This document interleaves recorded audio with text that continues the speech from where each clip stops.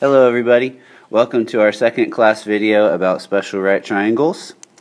Here we'll be going to the second level, going beyond the basic kind of problem. We're still working with 45, 45, 90 and 30, 60, 90 triangle problems, but this time we're also going to have to use arithmetic operations with square roots as we do so. What do I mean arithmetic operations? Well, we're going to be adding, subtracting, multiplying, and dividing them. Okay, this is something that I covered in a previous video. Hopefully you watched it. So, without further ado, here we go. Let's look. We got three examples we're going to show in this video. Each one I'm going to apply our reading strategy of radar to process what the problem is asking us to do. If you remember, that stands for read the problem, see what it's asking for, decode what it's saying, apply our knowledge, and then see if the answer is reasonable. So let's read the problem. I need to find the values of x and y and express my answers as simplified radicals. Okay? What is it asking for? It's asking for the values of x and y. So I'm going to write myself a visual reminder right here of what it's asking for, so I remember to fill in both answers at the end of the problem. As I decode the remainder of the problem, I take note that it's asking me to express my answers as simplified radicals. What's a radical? Well, that's just the name for the square root sign. So in other words, my answers are going to have square root signs in them. That's a good thing to know.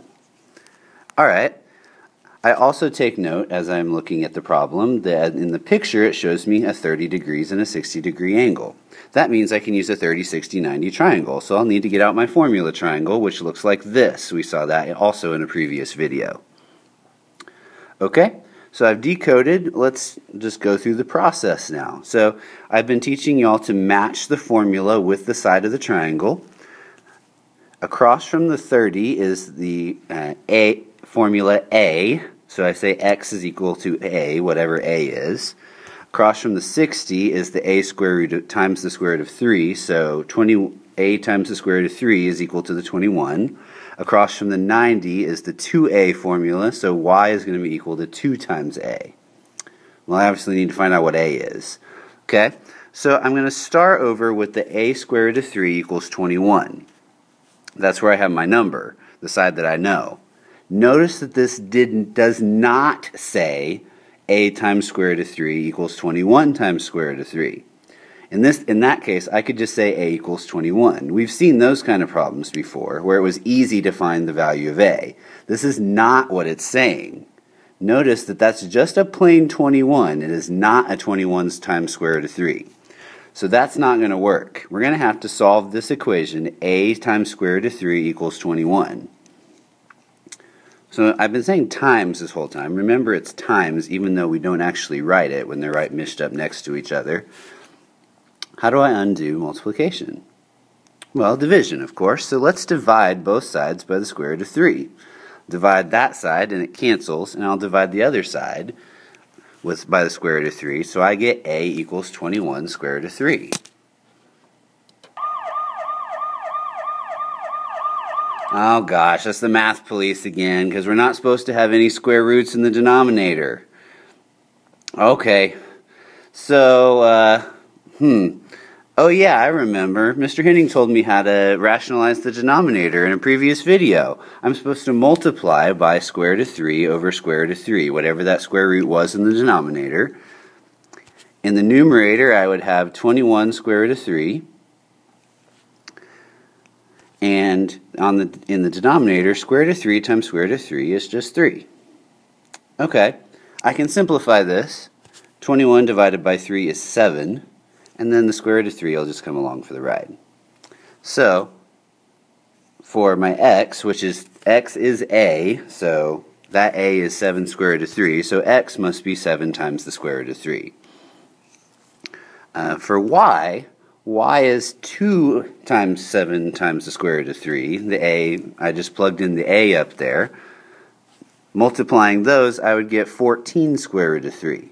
Notice that's not 14 square root of 6. It's 14 square root of 3. Okay? So, I think I got my answers. Let's check if they're reasonable. So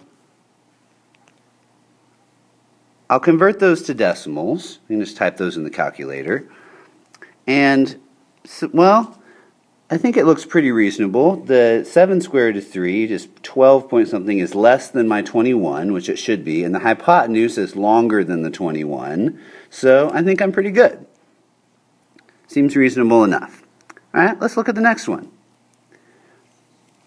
Here, again, we'll read the problem. The diagonal of a square has a length of 8 centimeters. What is its perimeter? Express your answer as a simplified radical. Right, I've read the problem. It's asking me for the perimeter. I'll mark that with our traditional hashtag symbol we've been using. And I'm going to put a big P equals in my workspace to remind me that just because I find an A or something doesn't mean I'm done. I got to find the perimeter. All right, so I've figured out what it asked me for. Let's go back and decode what the problem is saying. I see two keywords up front. The diagonal of a square. Well, a square looks like that, so I might as well draw a picture. Okay? What's a diagonal look like? A diagonal, if you recall, goes from corner to corner across a shape. So I've drawn in the diagonal. All right, and I also know that cutting a 90-degree in half like that is going to make 45, 45. So I'm going to pull out my formula triangle for my 45, 45, 90 triangles. All right. So I've got a pretty good idea what's going on here. Let's keep going. It's telling me it has a length of 8 centimeters. What has a length of 8 centimeters? Does the 8 go there? No, no, no.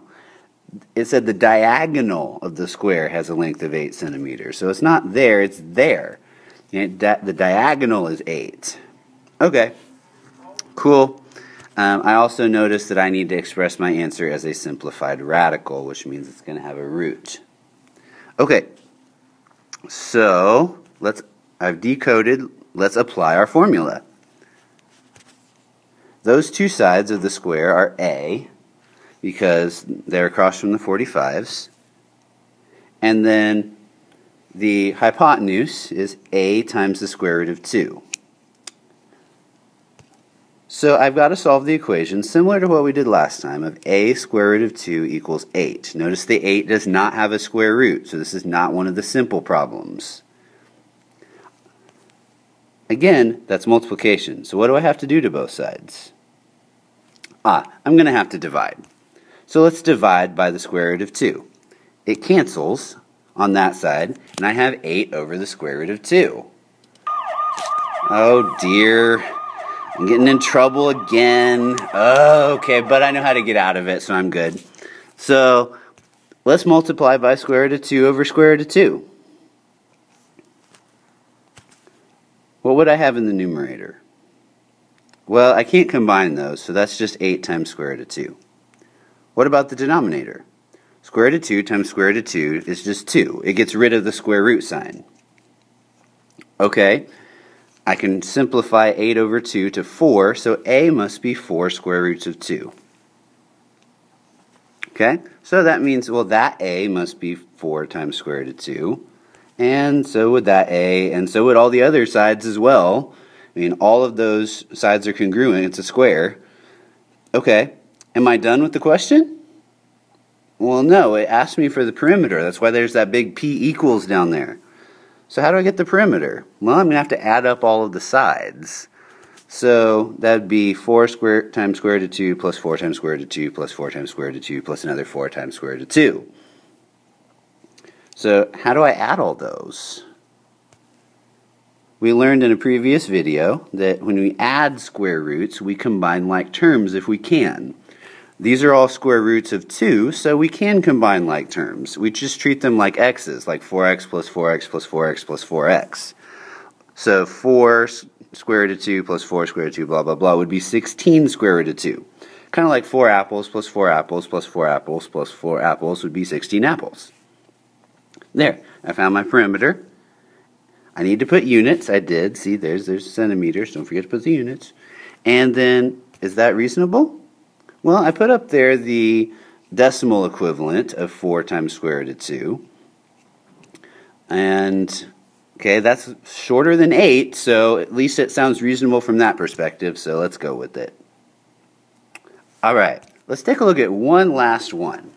It's asking us to find the value of x and express our answer as a simplified radical. Okay, well, the reading part is done. The ask part is easy because it's asking me for a value of x. There, bam, wrote down x equals there. We're good to go.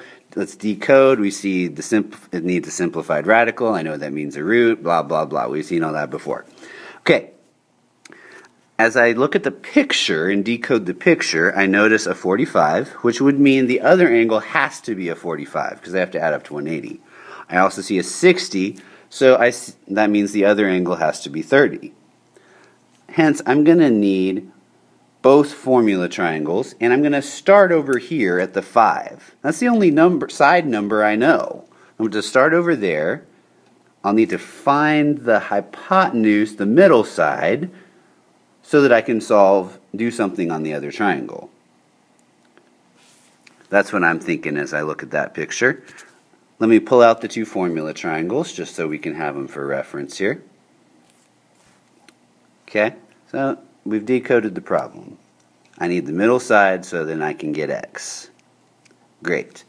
Okay, so we're starting on the 45-45 triangle. That 5 is an A side, which means the other bottom side would be 5, in case we need that. And the hypotenuse would be a 5 times square root of 2, because the A was 5. That's a basic one. That's one of the ones we've been doing already.